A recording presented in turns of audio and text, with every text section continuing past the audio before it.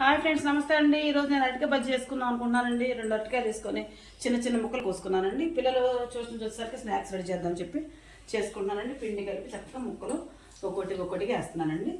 ఇది చక్కగా మంచిగా ఇట్ని ఎర్రగా కాల్చుకుందామండి. ఎర్రగా కాదు చాలా టేస్ట్ ఉంటాయండి.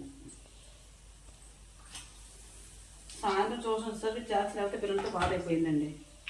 ఈ ఎండకు మంచిగా తాగి తినక అసలు ఏది తింటలేదండి. ఆడ నుంచి సాగు వచ్చిందండి.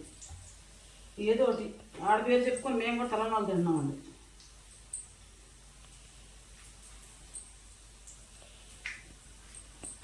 తొందరగా 2-3 నిమిషాల్లో 1 నిమిషంలో అయిపోతాయండి. చక్కగా నూనె బండి పెట్టుకుని ముక్కలు వేసుకుంటే 1 నిమిషం అండి. చక్కగా డైరెక్ట్గా కాల్చుకున్నామండి. వీటిని చక్కగా ఎర్రగా కాలేద్దామండి.